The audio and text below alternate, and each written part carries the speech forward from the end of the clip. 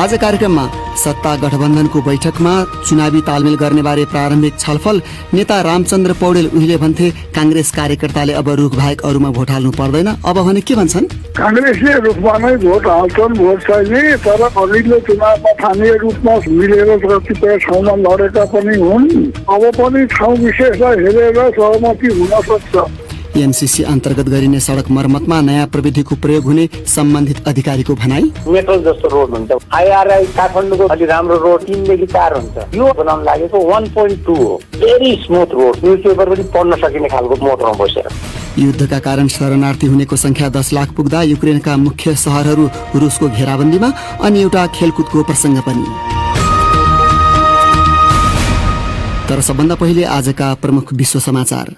विनिता दाहालबाट समाचार सुन्नुहोस्। युक्रेनको दक्षिणी बन्दरगाह शहर मरियुपोलका अधिकारीहरूले रुसी फौजले शहरलाई घेराबन्दीमा पारेर बमबारी जारी राख्दा त्यहाँ मानवीय संकट खराब बन्दै गएको प्रति चेतावनी दिएका छन्।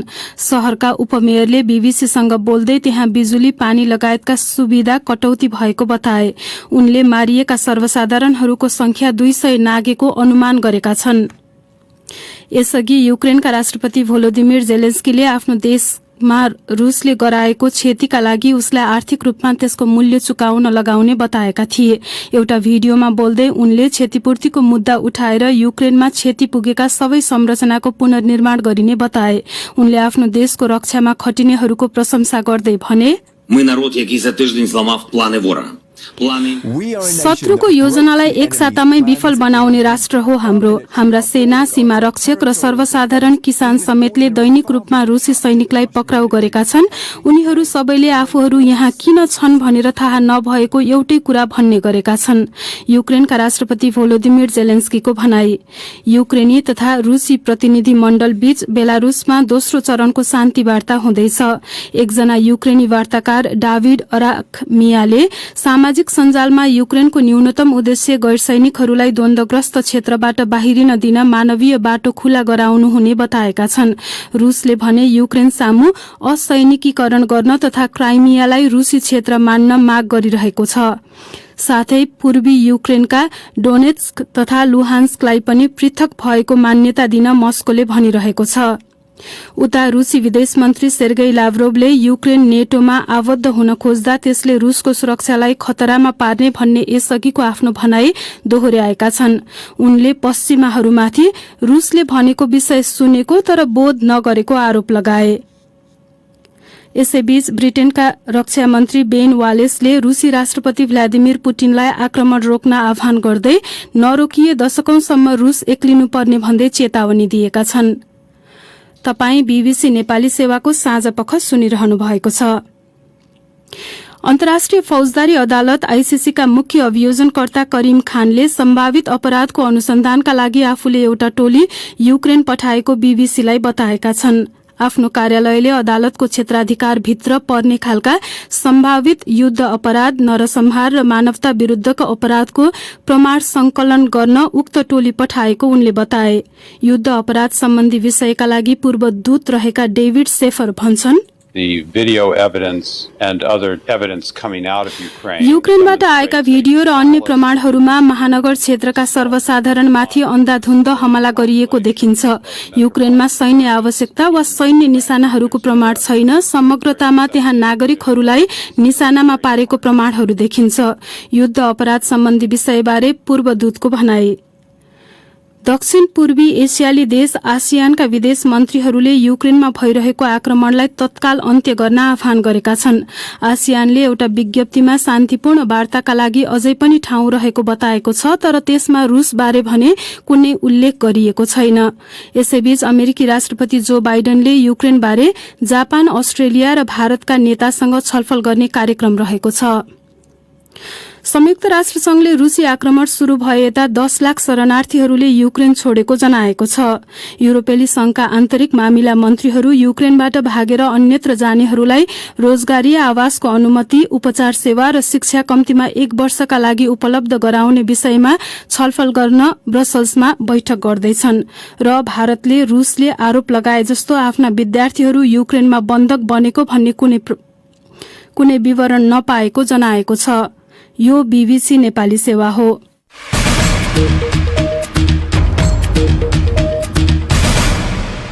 साँझपखमा तपाईलाई स्वागत छ।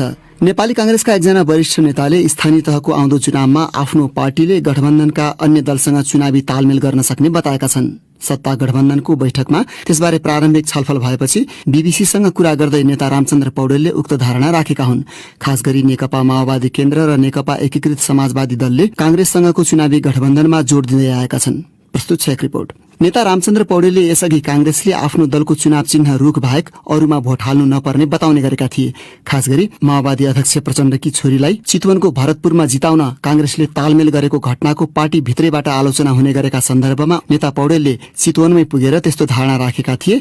तर पछिल्ला दिनहरूमा तालमेलको पक्षमा देखिएका उनले सत्तापक्षीय गठबन्धनको बैठकपछि बीबीसीसँग कुरा गर्दै भने, एमसीसी घोषणा सहित पारित भएर एउटा निकास निस्केको छ। त्यो गठबन्धन जोगाएर हामी अगाडि बढ्न सफल भएका छौँ र कांग्रेसले रूपमा नै भोट हाल्छन्, भोट चाहिने। तर अब ठाउँ विशेषमा कहीँ कहीँ जुन हाम्रो अघिल्लो चुनावमा पनि स्थानीय तहमा हाम्रो साथीहरूले स्थानीय रूपमा मिलेर कतिपय ठाउँमा लडेका पनि हुन्। अब पनि चाहिने ठाउँ विशेषलाई हेरेर सहमति हुन सक्छ र अब हामीले कसरी आउँदो चुनावलाई सामना गर्ने भनेर पछि छलफल गर्ने भन्ने कुरा भएको छ। नेकपा एमाले प्रतिगमन गरेको आरोप लगाउने गरेका माओवादी र एकीकृत समाजवादीले उसलाई एक्ल्याउन चुनावी तालमेल गर्नुपर्नेमा जोड़ दिने गरेको पाइन्छ। कांग्रेसमा भने त्यसबारे एकमत पाइँदैन। सरकारका प्रवक्ता मन्त्री ज्ञानेन्द्र बहादुर कार्कीले गठबन्धनको आजको बैठकपछि भने, यी विषयमा हामीले हाम्रा आफ्ना सजिला र अप्ठ्यारा पक्षहरूको बारेमा धेरै कुराहरू छलफल गर्न बाँकी छन्। हामी आफ्नो दलहरूमा पनि छलफल गर्छौं र गठबन्धनमा पनि छलफल गरेर अगाडि बढ्छौं। नेकपा एमालेका अध्यक्ष केपी शर्मा ओलीले प्रचण्ड र माधव नेपालमा एक्लै चुनाव लड्ने आँट नभएर कांग्रेसको साथ खोजिरहेको टिप्पणी गर्ने गरेका छन्। आउँदो वैशाखको अन्त्यमा स्थानीय तहको चुनाव हुँदैछ। स्थानीय तहमा न्यायिक समिति छन् जसले निश्चित प्रकारका विवाद र मुद्दाको किनारा लगाउने अधिकार पाएका छन् र त्यसको नेतृत्व पालिकाका उपप्रमुख वा उपाध्यक्षले गर्छन्। स्थानीय तहको कार्यकाल पूरा हुने लाग्दा उनीहरूको अनुभव कस्तो रह्यो? म्याग्दीको मालिका गाउँपालिकाकी उपाध्यक्ष खरमाया बिटालु भन्छन्, न्यायिक समितिको संयोजक भएर जति पनि हिंसाबाट ग्रसितहरू छन् नि उहाँहरूलाई न्याय दिँदाखेरि सिकाइहरू जसले मान्छे किन हिंसामा पर्छ, किन मान्छेहरू झगडाहरू पर्छन् होइन, किन विवादहरू मुसिन्छ, कसरी मेलमिलाप गराउने, कसरी निरूपण गर्ने त्यो मुद्दाहरूलाई भन्ने कुराहरू सिकाइको रूपमा कानुन नपढे पनि कानुनको किताबहरू पढेर उहाँहरूलाई सहजीकरण गरेर साँच्चै सभ्य समाज निर्माण गर्नको लागि कस्तो खालको प्रोग्रामहरू चाहिँ आयोजना गर्नुपर्ने रहेछ। जति पनि यो हिंसामा पर्छन्, जति पनि झगडाको न्युहरू हुन्छन् नि, जति पनि त्यो केसहरू गर्छन्, कानुनी सचेतना नभएको कारणले गर्दाखेरि चाहिँ यी क्रियाकलापहरू चाहिँ उत्पन्न हुन्छ र जसले गर्दाखेरि कसैको घरबार बिग्रिएको हुन्छ होइन, हिंसामा परेर मानसिकै तनावमा चाहिँ रहेको हुन्छन् होइन। त्यसलाई चाहिँ न्यूनीकरण गर्नको लागि र सभ्य समाज निर्माण गर्नको लागि र असल व्यक्ति स्थापना गर्नको लागि पालिकाबाट चाहिँ कस्तो खालको कार्यक्रमहरू गराउनु पर्दो रहेछ भन्ने सिकाइहरू चाहिँ भएको छ। फरक पृष्ठभूमिबाट आएको मान्छे तपाईहरूलाई न्याय दिने कुरामा अप्ठ्यारो भएन? त्यस्तो छैन। कानुनी नपढेता पनि हामीले हिजोको दिनहरूमा विभिन्न महिला मानवाधिकार रक्षामा बसेर विभिन्न महिला समूहहरूमा बसेर हामीले यस्ता केसहरूमा सहजीकरण गरेर अदालतमा जान्थ्यौँ, जिल्ला प्रहरी कार्यालयमा जान्थ्यौँ, जिल्ला प्रशासनमा जान्थ्यौँ भने अहिले आफैले चाहिँ हेर्न पाएको छु। पढे लेखे पनि भएको कारणले गर्दा कानुनको किताबहरू छ नि त टेबलमा, अप्ठ्यारो पर्यो भने हामी त्यो किताबहरू पल्टाउँछौँ दफामा के लेखेछ भनेर होइन। र अर्को कुरा कानुन व्यवसायहरूसँग परामर्श लिएर पनि काम गर्यौँ, फेरि मेलमिलाप सम्बन्धीको ट्रेनिङहरू पनि लियौँ होइन। र विभिन्न सङ्घ संस्था र नेपाल सरकारले पनि विभिन्न तालिमहरू दिने, कानुन किताबहरू उपलब्ध गराउने गरेको हुँदाखेरि त्यस्तो अप्ठ्यारो केही पनि भएन। अनि कति मुद्दा फैसला गर्नुभयो अहिलेसम्म उजुरी? मेरो गाउँपालिकामा 7वटा वडा हो होइन, झन्डै 19,400 समथिङको जनसङ्ख्या छ।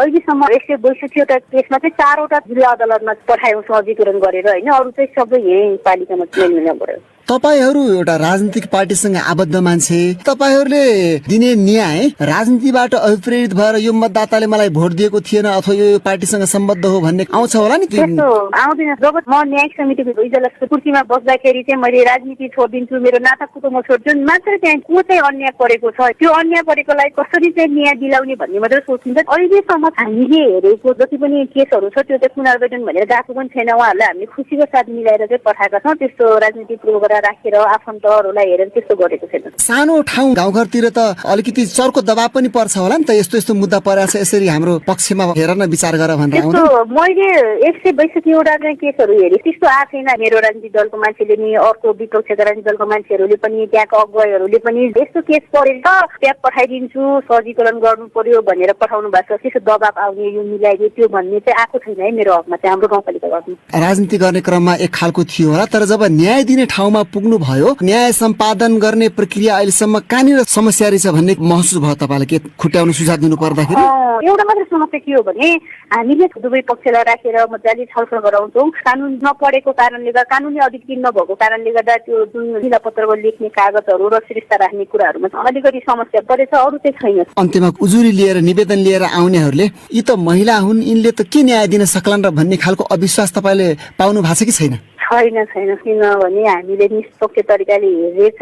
कसैलाई समस्या परेछ घरमा पनि गइएछ, त्यहाँको गाउँमा पनि गइएछ होइन। गाउँपालिकामा न्यायिक समितिले हेर्ने, सेक्टर प्रहरीले हेर्ने, जिल्ला प्रशासनले हेर्ने होइन, अदालतले हेर्ने छुट्टाछुट्टी छ। तर हाम्रो कार्यक्षेत्रभित्र भएको केसहरू सबै हामी गएको छ नि, हामीले हेरिरहेका छौँ। तर त्यस्तो गरेको जस्तो लाग्दैन। उनी थिइन् म्याग्दी मालिका गाउँपालिकाकी उपाध्यक्ष खरमाया बिटालु। न्यायिक समितिकै सन्दर्भमा बैतडी शिवनाथ गाउँपालिकाकी उपाध्यक्ष कुसमा चन्दको अनुभव छ।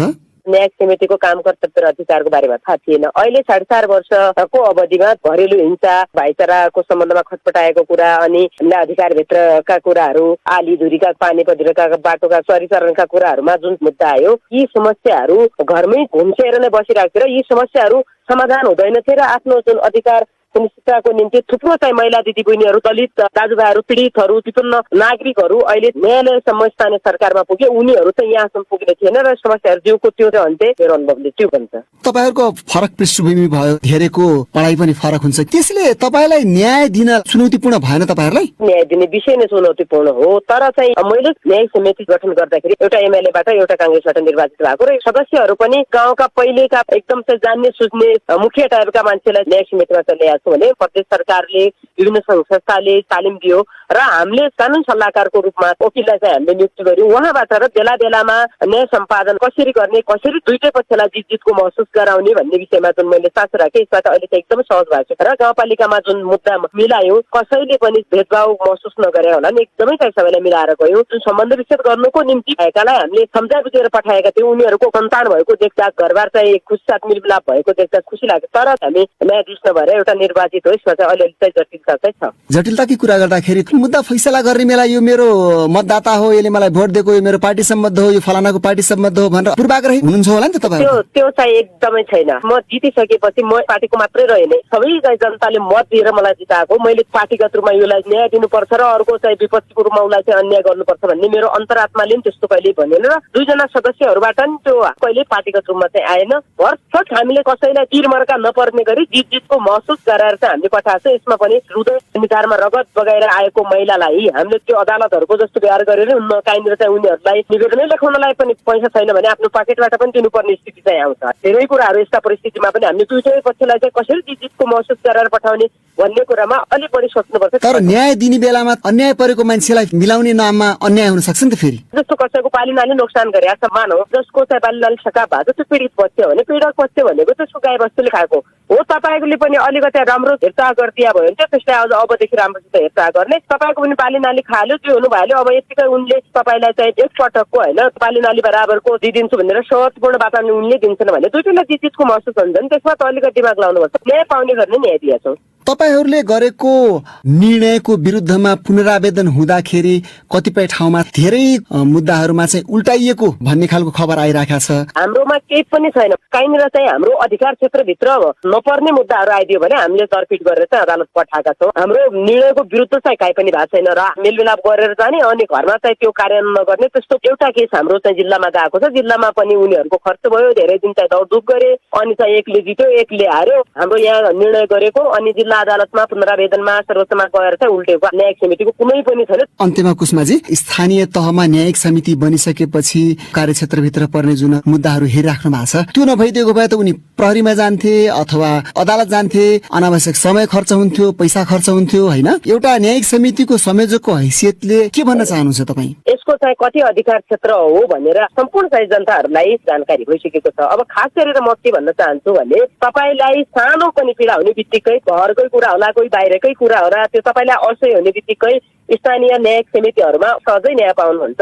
यदि अधिकार क्षेत्रभित्रको होइन भने पनि माथि चाहिँ जानु, राम्रो तरिकाले सल्लाह सुझाव दिइन्छ। यस्ता घटनालाई कम गर्नुको निम्ति पनि पीडा लुकाएर बस्नु हुँदैन, सम्बन्धित चाहिँ अधिकार पुग्ने ठाउँमा चाहिँ देखाउनुपर्छ, राख्नुपर्छ र समाधान हुन्छ। उनी थिइन् बैतडी शिवनाथ गाउँपालिकाकी उपाध्यक्ष कुसमा चन्द। तपाईँ बीबीसी नेपाली सेवाको साँझ पख सुनिरहनु भएको छ। एकैछिनपछि एमसीसी अन्तर्गत भालुबाङ नजिकको धानखोलादेखि पश्चिम शिवखोलासम्मको पूर्व पश्चिम महेन्द्र राजमार्गको सड़कको स्तरोन्नतिमा प्रयोग हुने नयाँ प्रविधिको विशेषताबारे चर्चा गर्नेछौ। प्रतीक्षा गर्नुहोला। अब भने तपाईँकै प्रतिक्रिया र टिप्पणी साथीहरू रमा पराजुली र विनिता दाहालबाट।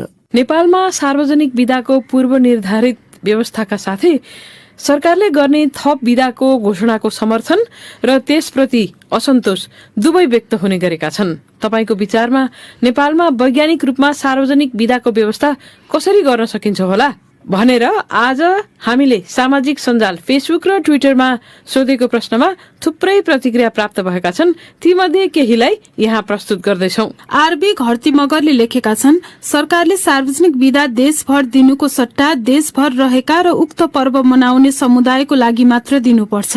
यसबाट विविधताको व्यवस्थापन र राष्ट्रिय एकताको विकास हुन मद्दत पुग्छ। एमएस ज्वालाको धारणा छ, सरकारले सुरुमै देशभित्र विद्यमान धार्मिक आस्था र अन्य पर्व विदा पहिचान गरी ससम्मान निष्पक्ष रूपमा सबैलाई देशका समान नागरिक सरह व्यवहार गर्न सक्ने हिम्मत राख्नु पर्यो। भोट र कर सबैबाट लिइन्छ भने सम्मान र इज्जत पनि दिन सक्नु पर्यो। डीआर तिलुङ लेख्छन्, असमान रूपमा निर्धारित विदा कटौती गरेर सम्पूर्ण जातिहरूको विदालाई नेपाली पात्रमा समावेश गर्नुपर्छ। सोधुन ज्याङ लेप्मु हाङ बेगा लेख्छन्, दशैं र तिहारमा हप्तौं दिन विदा दिइन्छ, अरू पनि कैयौं त्यस्तै विदा छन्।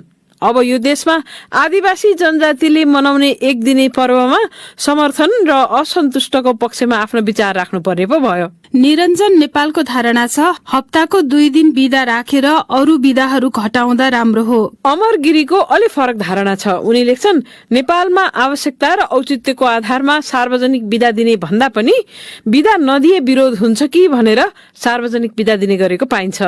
सार्वजनिक विदाले पार्ने असर वा उपलब्धिको कुनै पनि विश्लेषण गरेको देखिँदैन। अनि मिश्र काजी घिसिङ लेख्छन्, दशैं तिहार जस्ता चाडमा विदा मात्रै होइन राज्य कोषबाट खर्च पनि दिइन्छ, तर लोसारमा विदा दिँदा कसैले विरोध गर्छ भने त्यो सरासर विभेदकारी हुन्छ। अब अन्तर्राष्ट्रिय विषय। युद्धका कारण शरणार्थी हुनेको संख्या 10 लाख पुग्दा रुसले युक्रेनका मुख्य शहरहरूलाई घेराबन्दीमा पारेको छ। रणनीतिक रूपमा महत्वपूर्ण रहेको युक्रेनी बन्दरगाह शहर खेर्सन रुसी फौजको नियन्त्रणमा पुग्दा मारियोपोलमा भने बमबारी जारी छ र मानिसहरूले आश्रय खोजिरहेका छन्। युक्रेनी राष्ट्रपति भोलोदिमिर जेलेन्स्कीले भने युद्धपछि देश पुनः बनाउने र मस्कोले गरेको क्षतिका लागि उसले क्षतिपूर्ति तिर्नुपर्ने बताएका छन्। बीबीसीका विवरणहरूमा आधारित त्यस सम्बन्धी रिपोर्ट विनिता दाहालबाट सुन्नुहोस्। रूसको आक्रमण 8औं दिन जारी रहँदा राजधानी कियेभको उत्तरतर्फ रहेका रूसी बख्तरबन्द गाडीका लस्कर यथावत रहेका छन्। कियेभमा ठूलठूला विस्फोटन भएका छन्। हालसम्म शहर युक्रेनी सरकारकै नियन्त्रणमा छ। अधिकारीहरूले रूसीमाथि शहर घेरेर गैरसैनिक संरचनालाई निशाना बनाएको आरोप लगाएका छन्। युक्रेन र रूसले उपलब्ध गराएको हताहती हुने फौजको संख्या एकदमै भिन्न छ, तर ती कुनै पनि संख्याको स्वतन्त्र पुष्टि हुन सकेको छैन। रूसी सेनाले रणनीतिक महत्वको बन्दरगाह शहर खियर्सन आफ्नो नियन्त्रणमा लिएको छ। रूसले कब्जा गरेको यो पहिलो महत्वपूर्ण शहर हो। रूसी विदेश मन्त्री सेर्गेई लाभ्रोभले तेस्रो विश्वयुद्ध भएमा परमाणु युद्ध हुने चेतावनी दिएका छन्, तर रूसले त्यसबारे सोच विचार नगरेको उनले बताए। द हेग स्थित अन्तर्राष्ट्रिय फौजदारी अदालतले युक्रेनमा भएका सम्भावित युद्ध अपराध तथा मानवता विरुद्ध अपराधको अनुसन्धान थालेको छ।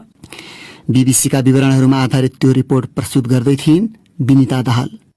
पश्चिमा देशहरूले रूस विरुद्ध लगाएको आर्थिक प्रतिबन्धको असर 10 लाख रूसीहरूले बिहोर्न थालेका छन्। रूस विरुद्ध लगाइएका प्रतिबन्धहरूलाई आर्थिक युद्धको संज्ञा पनि दिइएको छ।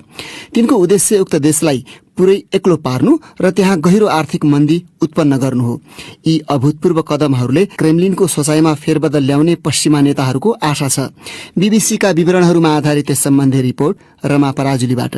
सर्वसाधारण रूसीहरू आफ्नो बचत निमिट्यान्न हुने डरमा छन्। केही रूसी ब्याङ्कहरूलाई भिसा तथा मास्टरकार्डको पहुँचबाट अलग्याइएको छ। सोमबार रूसले ब्याज दर दोब्बर भन्दा धेरै पार्दै 20% पुर्यायो। रुबलको चर्को अवमूल्यन भएपछि ब्याज दर बढाइएको थियो। स्टक बजारमा गिरावट हुने डरले खोलिएको छैन।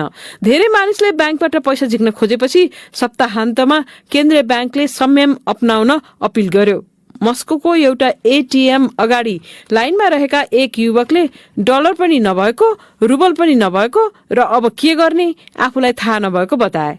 विदेशी मुद्रा किन्न अघिल्लो साताको तुलनामा 50% बढी पैसा पर्न थालेको छ, तथापि पाउन कठिन छ। नगदको संकट मस्कोमा मात्र सीमित छैन, अन्य प्रान्तीय शहरमा पनि मानिसहरू डलर वा युरो किन्न दौडधुप गरिरहेका छन्। ब्याङ्कहरूले तरलता अभाव नभएको बताइरहेका छन्। विश्लेषकहरू पनि यसमा सहमत छन् कि सबैजना एकैपटक ब्याङ्कमा पैसा झिक्न नजाउन् भन्ने उद्देश्यले एटीएममा नगद अभाव भएको हुन सक्छ। क्रेमलिनले चाहिँ यस्ता आर्थिक प्रतिबन्ध लाग्नेछन् भनेर रुसले अपेक्षा गरिसकेको र त्यसका निम्ति तयार रहेको बताएको छ। तर सर्वसाधारण रुसीहरूले आफ्नो जीवनमा पर्ने प्रभाव अब चाँडै नै बिहोर्न थाल्ने ठानिन्छ। अहिले नै मस्कोका बासिन्दाहरूले खानेकुरा किन्ने पसलमा भिड लागेको बताउन थालेका छन्। अब फेरि नेपालकै प्रसंग।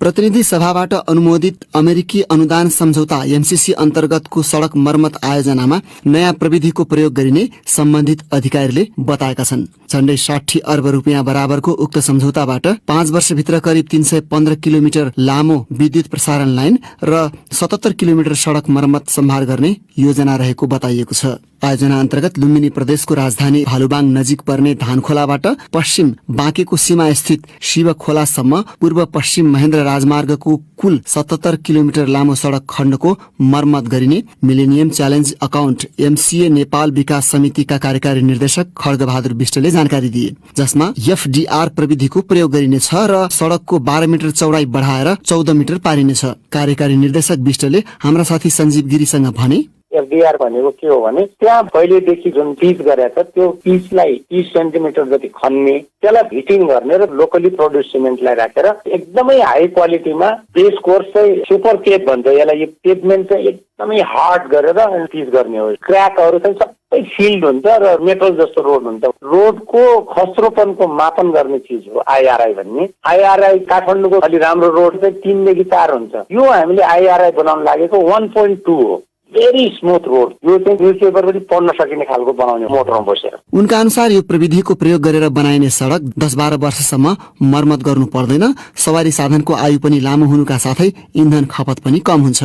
त्यसैले यो प्रविधि तुलनात्मक रूपमा महँगो भए पनि लामो समयसम्मको आर्थिक लाभको मूल्याङ्कन गर्दा यसको प्रतिफल राम्रो हुने जानकारहरू बताउँछन्।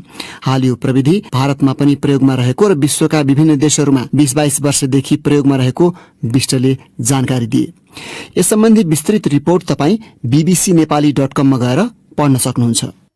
कोरोना भाइरस महामारीका कारण अन्यत्र जस्तै म्याग्दीको पर्यटन क्षेत्र पनि गम्भीर ढंगले प्रभावित बन्यो, तर त्यसको सीधा असर एउटा विद्यालयमा समेत पर्यो।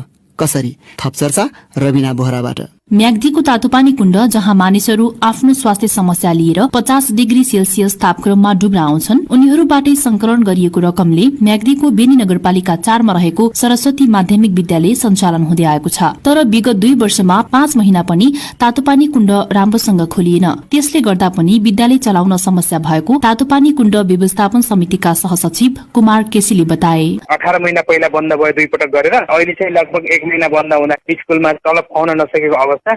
स्कुललाई आवश्यक जग्गा पनि तापनि कुण्डले चाहिँ खरिद गर्यो, सरहरूलाई चाहिँ त्यस्तो बुझाएर समय यस्तो छ भन्दाखेरि हाम्रो पनि जागिर यही हो, जानकारी पाल्नु पर्यो, समस्या छ भन्दै गर्दा हामी अझ पेन्डिङमा राखेका छ। प्राकृतिक तातोपानी कुण्डमा स्नान गर्न आउने बिरामीले तिर्ने शुल्क र चन्दाबाट विगत 12 वर्षदेखि सरस्वती माध्यमिक विद्यालयका निजी स्रोतका शिक्षकलाई तलब उपलब्ध गराउँदै आएको छ। यस विद्यालयमा 16 शिक्षक छन्। पहिले 11 शिक्षकलाई तलब भत्ता उपलब्ध गराउँदै आएकोमा अहिले केही दरबन्दी घटेको कुण्ड व्यवस्थापन समितिले जनाएको छ। कुण्डबाट वार्षिक रूपमा 20 लाखदेखि 25 लाख रुपियाँसम्म विद्यालयलाई उपलब्ध गराइदै आएको छ।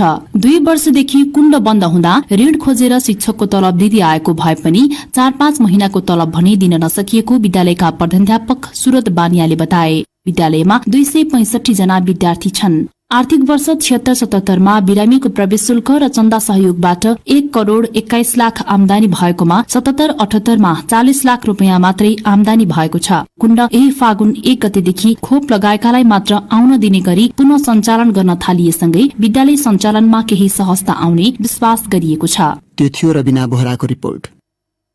अन्तिम प्रसंग खेलकुदको। शहीद स्मारक ए डिभिजन फुटबल लीग पछिको दोस्रो ठूलो बी डिभिजन लीग हिजोबाट काठमाडौँमा शुरू भएको छ। तर ए डिभिजन लीग जस्तै शैलीमा हुने बी डिभिजन लीग फुटबल प्रतियोगिताको खर्च धान्न गाह्रो भएको बी डिभिजन क्लबका अधिकारीहरूले गुनासो गरेका छन्। 14 वटा क्लबले भाग लिने लीगबाट 2 क्लब ए डिभिजनमा बढुवा हुने प्रावधान छ। थप चर्चा निरञ्जन राजवंशीबाट। Ranipokhari corner team RCT, boys union, Saraswati युवा, बाँसबारी जस्ता ए डिभिजनमा लामो समय बिताएका क्लबहरू अहिले बी डिभिजन लीगमा प्रतिस्पर्धा गरिरहेका छन्। यी क्लबका पदाधिकारीहरूमा फेरि ए डिभिजन लीगमा पुगेर आफ्नो पुरानो छवि जगाउने तीव्र इच्छा देखिन्छ। क्लब फुटबलका प्रतिष्ठित तर 5 वर्षदेखि बी डिभिजनमा संघर्ष गरिरहेको आरसीटीका अध्यक्ष सुरेश काजी साक्य। यसपालि टिम पनि राम्रै बनाएको छ। टोलवासीहरू सबैले हामी माथि कहिले जाने होइन, क्लबको फ्यानहरू सबैलाई पनि पीडा छ। सबैले भन्छ हामी एमा कहिले जाने। हाम्रो कोसिस पनि यसपालि माथि नै चढ्ने जुन टार्गेट छ। अहिले बी डिभिजन र ए डिभिजन लीगको संरचना उस्तै छ। बीमा रहेका 14 क्लबले पनि ए डिभिजनमा जसरी नै राउन्ड रोबिन लीगमा 91 खेल खेल्नु पर्नेछ। खेलाडीहरूको अनुबन्ध तयारी खर्च उस्तै छ। फरक के मात्र छ भने हरेक दिन 3 खेल हुने हुँदा बी डिभिजन लीग छिट्टै सकिनेछ भने क्लबहरूले विदेशी खेलाडी खेलाउन पाउने छैनन्। ए डिभिजन लीग जस्तो प्रायोजक वा प्रचार वा प्राथमिकता नपाउने भएकोले बी डिभिजन क्लबहरूलाई भने आर्थिक व्यवस्थापनमा निकै समस्या हुने गरेको क्लब अधिकारीहरूको भनाइ छ। श्री भगवती क्लबका अध्यक्ष मनिष जोशी भन्छन्, सबै 14 क्लबलाई समस्या हो, किनभने लगभग ए डिभिजनकै बराबरको हाम्रो खर्च भइराखेको छ। तर प्रायोजक नपाउनु भनेको बी डिभिजन भएर एनफाले बी डिभिजनलाई चाहिँ प्रायोजकहरू खोजिदिने र जुन एनएसएलमा जस्तै तोकेको हुन्छ नि खेलाडीहरूको मूल्य, त्यो तोक्यो भने बी डिभिजन अलिकति भार पर्दैन कि जस्तो लाग्छ। बी डिभिजन क्लब जोगाउन निकै गाह्रो हुने पदाधिकारीहरूले बताइरहे पनि उनीहरूले प्रतिस्पर्धामा भने कुनै कमी राखेको देखिँदैन। त्यसको कारण छवि बोकेका क्लबहरूलाई एमा उक्लिने चाहना, कतिपयलाई ए डिभिजन लीगको स्वाद चाख्ने र कतिपयलाई फुटबल राजनीतिमा चासो बढेकोले हो भन्ने तर्कहरू पनि हुने गर्छन्। थुप्रै क्लबहरूले भने टोलको इज्जतको लागि प्रतिस्पर्धा गर्ने गरेको बताएका छन्। बाँसबारी क्लबका उपाध्यक्ष मधुसूदन उपाध्याय, बाँसबारी क्लबको हिजोको लिगेसीलाई निरन्तरता दिनु पनि हाम्रो एउटा चुनौती हो। त्यसकारणले अन्य विषयवस्तु भन्दा पनि हामीले फुटबललाई राम्रो गर्नुहुन्छ। हिजो बाँसबारी क्लबबाट खेलेका खेलाडीहरू राष्ट्रिय खेलाडीहरू भएका छन्, विदेशमा गएर खेलेका छन्, त्यो हो हाम्रो उपलब्धि भनेको। अखिल नेपाल फुटबल संघ एन्फाले 14 क्लब मध्ये बी डिभिजनका 11 क्लबलाई फुटबल संघको निर्वाचनमा मतदानको अधिकार दिएको छ। एन्फामा राजनीति गर्न रुचाउनेको लागि त्यो अवसर हुने भएकोले बी डिभिजनमा चासो बढेको बताउनेहरू पनि छन्। तर सरस्वती क्लबका सदस्य तथा एन्फाका सहकोषाध्यक्ष राजेन्द्र न्यौपाने भन्छन्, फुटबल राजनीति नै अचम्म रहेछ। प्रेसिडेन्ट हुँदाखेरि एन्फामा पोलिटिक्स यस्तो हुन्छ भन्ने थाहा थिएन। अब अहिले चाहिँ अब धेरै कुरा पनि बुझियो होइन। एन्फामा म आफू पनि छु, तर हाम्रो लक्ष्य हामी त ए डिभिजन खेलिसकेको क्लब पनि हुन्, त्यसले गर्दाखेरि यसलाई एमै लानुपर्छ भन्ने हिसाबले हामी चाहिँ अगाडि बढिरहेको छौँ। अखिल नेपाल फुटबल संघ एन्फाले भने बी डिभिजन लीग क्लबहरूसँगको छलफल फुटबल सञ्चालनको उपलब्ध समय र परिस्थिति अनुसारले सञ्चालन गरिएको बताएको छ।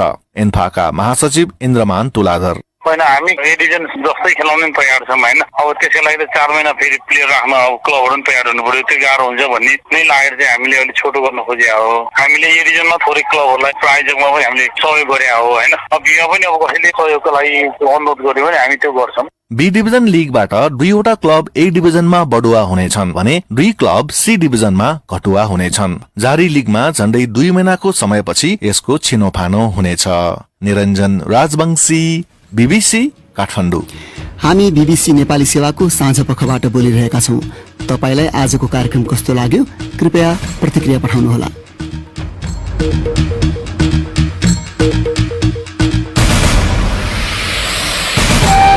हवस् त यसका साथै BBC नेपाली सेवाको साँझ पख यही सकिन्छ। अब हामी भोलि बिहान 7:15 बजे बिहानी पख लिएर आउनेछौँ। त्यसबेलासम्मका लागि हामी सबैलाई बिदा दिनुहोस्। नमस्कार।